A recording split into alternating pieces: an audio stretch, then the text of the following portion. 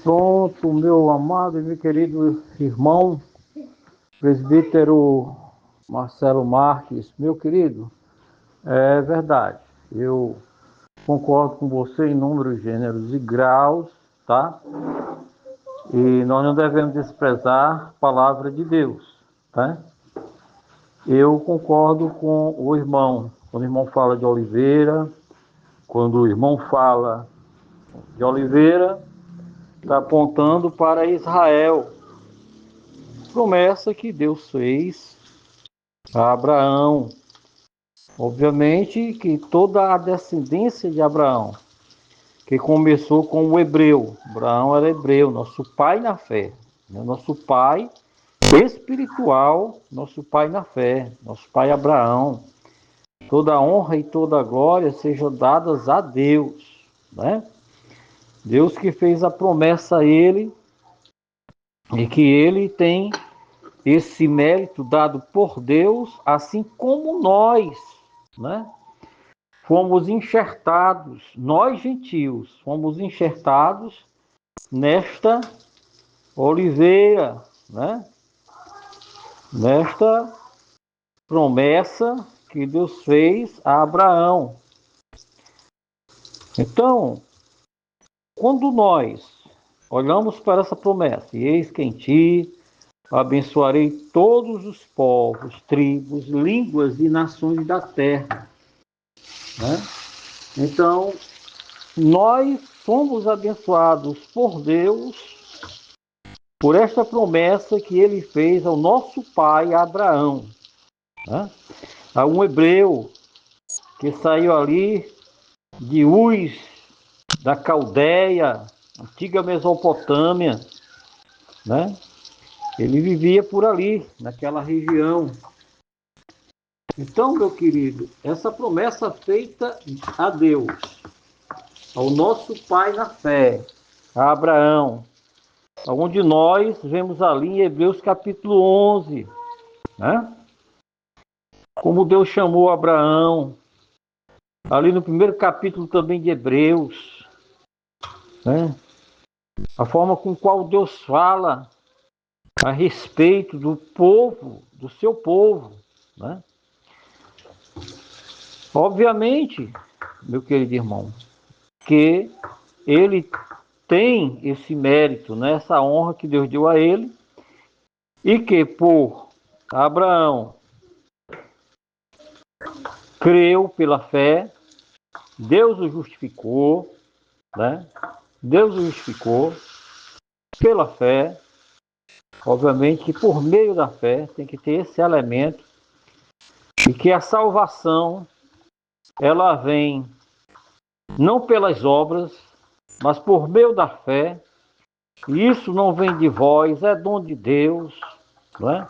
Não é pelas obras, para que nenhum de vós se glorie, mas é pela fé na pessoa bendita de nosso Senhor e Salvador Jesus Cristo. Efésios capítulo 2, versículos 5, 6, 7, 8 até o 9, fala de forma bem sucinta sobre a salvação, a fé salvadora, né, que nos vivifica por meio de nosso Senhor e Salvador Jesus Cristo, lá de João, capítulo 2, versículo 1, 2, 3, 4, 5, 6, 7, 8, 9, né?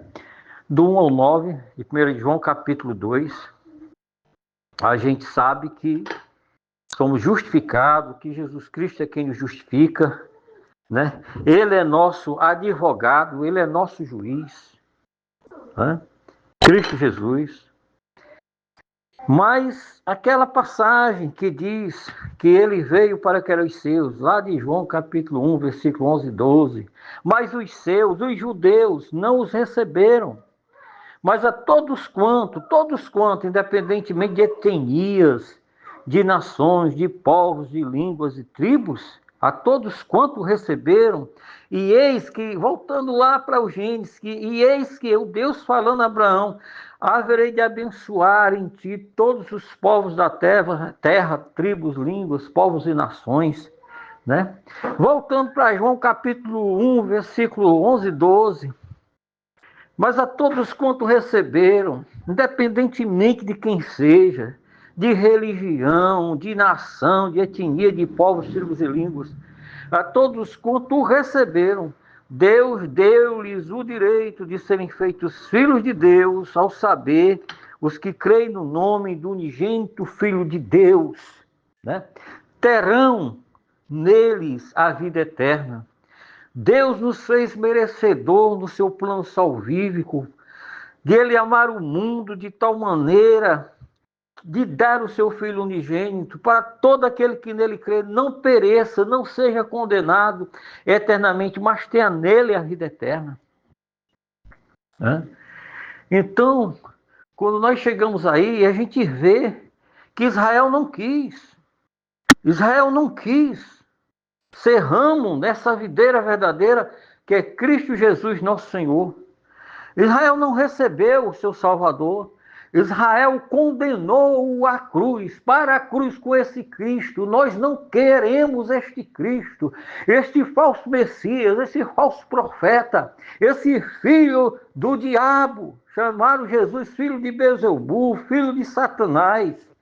Eles rejeitaram, os israelitas rejeitaram. Obviamente que não todos, mas uma pequena minoria dos judeus conseguiu Jesus. Inclusive os seus apóstolos, discípulos, se tornaram apóstolos da igreja, nós sabemos disso. Mas hoje a igreja, para a honra e a glória de Deus, ela é quase que na sua totalidade completa de gentios. Porque os judeus, a sua maioria, não quiseram.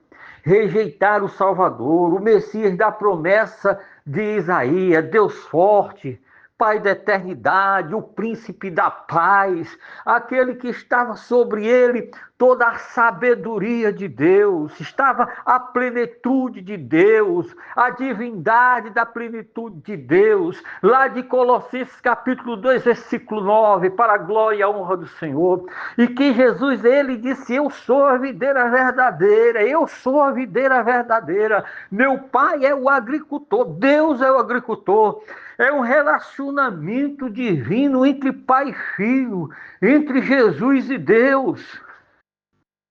Então, meu querido, Jesus é a videira verdadeira, de João capítulo 15. Meu Pai é o agricultor, e toda vara que estiver em mim e der fruto será cortada, poldada, cuidada pelo meu Pai, para que dê mais fruto ainda. Porém, aquela que não der fruto será cortada e lançada fora. Né? E Israel, os judeus, aqueles que não quiseram dar fruto, aqueles que não quiseram estar na videira verdadeira, eles foram cortados e lançados fora. Eles, até hoje, a maioria dos israelitas, né? A salvação vem do Senhor, né? De Osés, de capítulo 2, a salvação vem do Senhor, a salvação é do Senhor, a salvação é pelo Senhor. É o Senhor que dá essa salvação. E aí onde nós estamos dentro das promessas divinas de Deus, de nos abençoar nos lombos, agora não só pela promessa feita lá a Abraão, mas muito mais por Jesus, o seu Filho, pelo Senhor Jesus. Nós vemos ali em Hebreus capítulo 1, que lá no versículo 14, por ali, a gente vê que a salvação hoje, né, é Cristo Jesus. Os profetas profetizaram sobre essa salvação, falaram sobre essa salvação, que era Cristo. Os judeus não quiseram, mataram até os profetas por causa disso. Até os profetas morreram, eles mataram os profetas. E no final, diante de Pilatos, eles disseram, com Jesus, para a cruz com este Jesus. Nós não queremos. Né? Agora nós, os gentios, meu irmão, aceitamos de estarmos ligados, de estarmos nesta videira verdadeira que meu Pai é o agricultor. E ele disse que toda vara que não estiver nele será cortada e lançada fora. Israel não está em Jesus. Israel não está. Israel será salvo, e o Israel que será salvo não é este que está aí. Não é.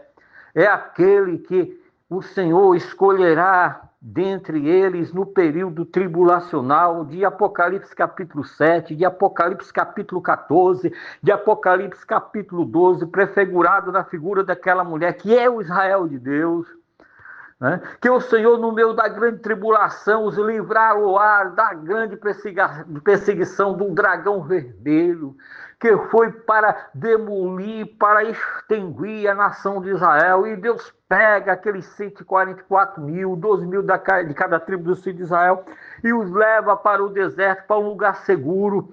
E em meio à perseguição, eles saem ilesos para a glória de Deus, assim como Sadraque, Mesaque e Abdenego saíram ilesos da fornalha de fogo do rei Nabucodonosor, assim como o profeta Daniel foi livre, foi livrado da morte, da boca do grande leão, né? Ele é o nosso adversário, sabei, pois, que ele está ao vosso redor como um leão rugindo e procurando a quem possa tragar, né? O grande leão, ele tragou Israel. Israel é presa desse grande leão.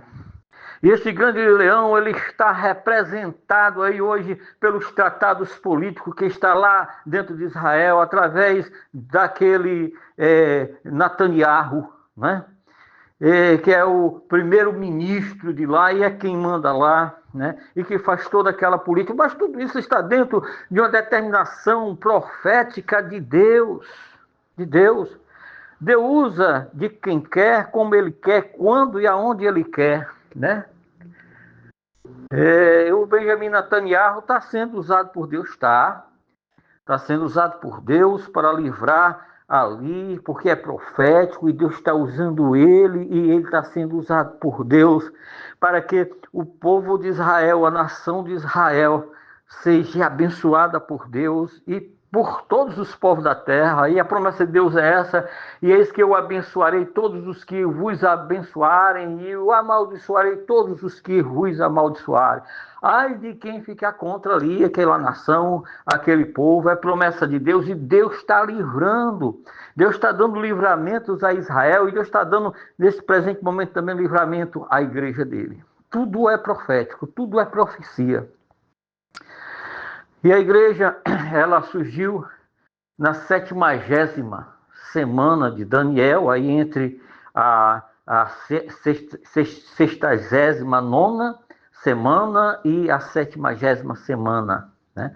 Esta 70ª semana, ela está em andamento de cumprimentos proféticos. A vinda de Jesus, obviamente, depende dessas profecias que estão lá para serem aprovadas pelo Senhor. E dentro dessas expectativas, meu amado e querido irmão, é que nós cremos que a igreja, ela está na videira verdadeira.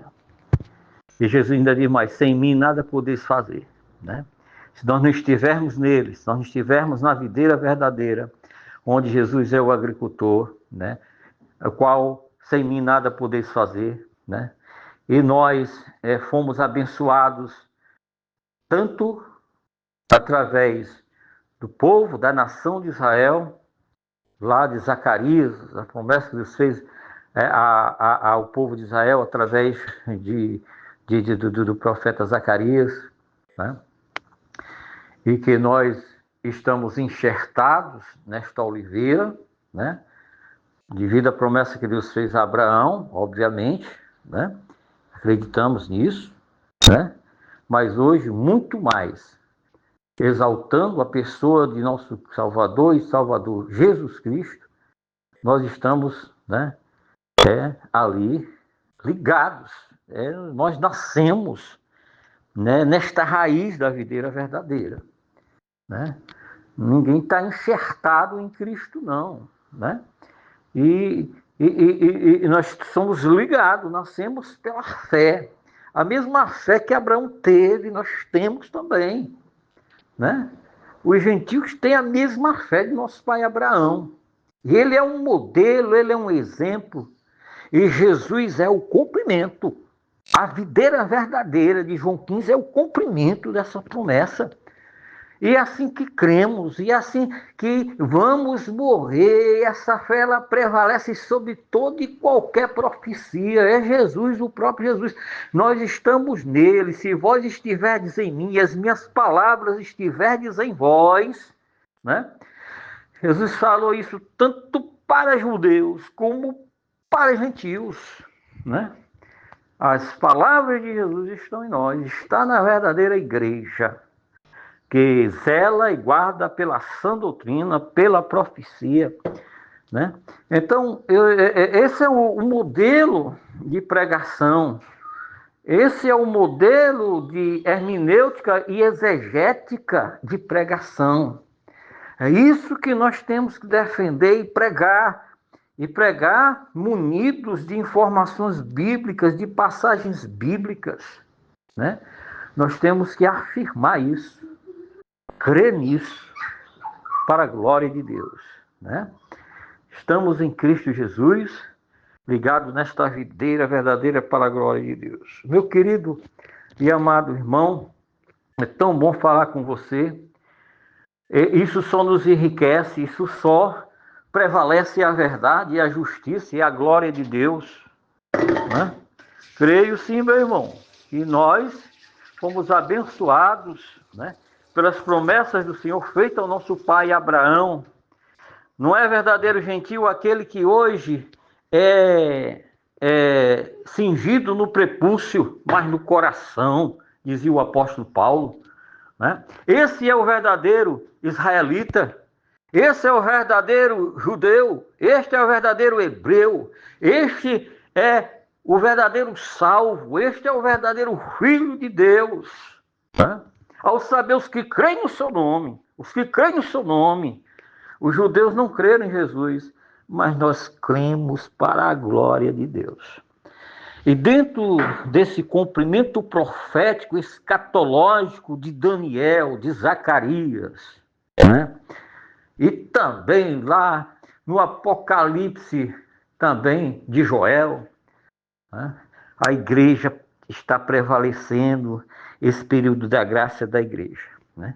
Quando a igreja for tirada daqui, aí sim, vem o cumprimento da 70ª semana, que vai terminar e desembarcar lá no milênio de nosso Senhor e Salvador Jesus Cristo, quando ele virá com suas milhares de anjos, né? E ele virá também, descerá e estará aqui com a igreja, reinando por 1000 anos, e 1000 anos, um milênio de paz. A igreja estará aqui pregando, anunciando a salvação. A igreja estará aqui com ele.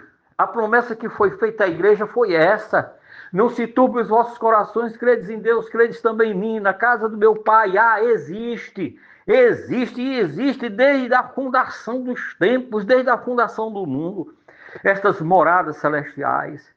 Ele diz que na casa do meu pai há muitas moradas. Se não fosse assim, se elas não existissem, eu vos teria dito: irei vos prepararei lugar, e se eu for vos preparar lugar, virei outra vez e vos tomarei para junto de mim, para que onde eu estiver estejais vós também. A igreja vai estar eternamente com Cristo.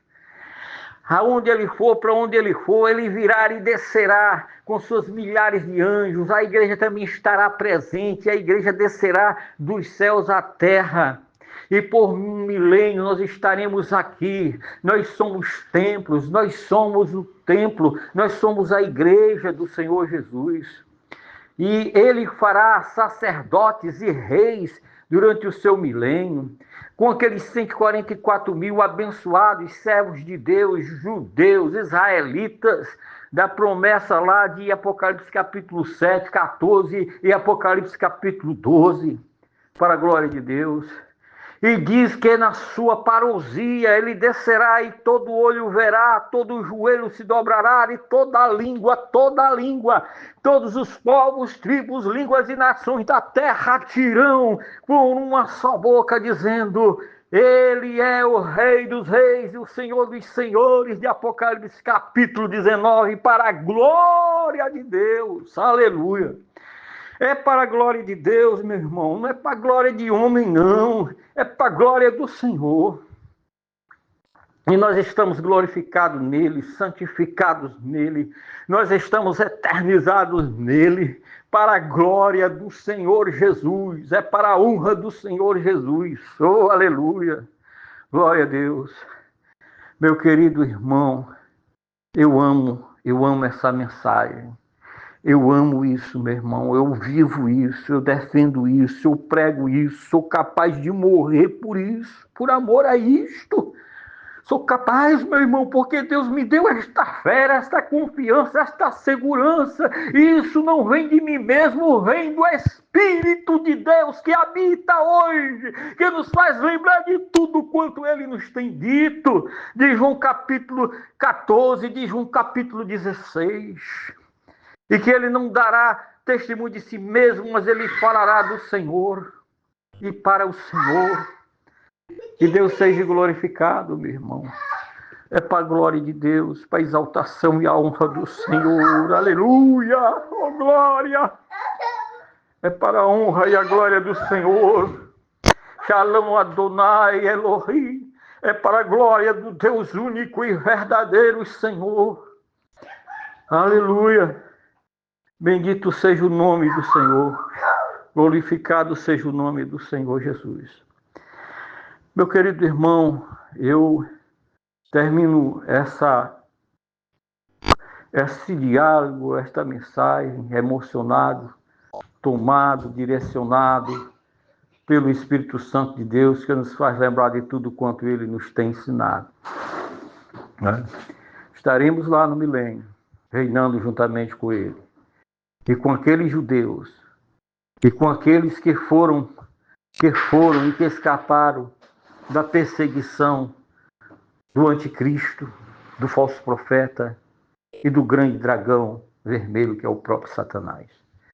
Estamos aqui, meu querido irmão. A graça e a paz de nosso Senhor e Salvador Jesus Cristo. É nisso que eu creio, é nisso que eu acredito e nele espero, para a glória e honra do Senhor. Amém.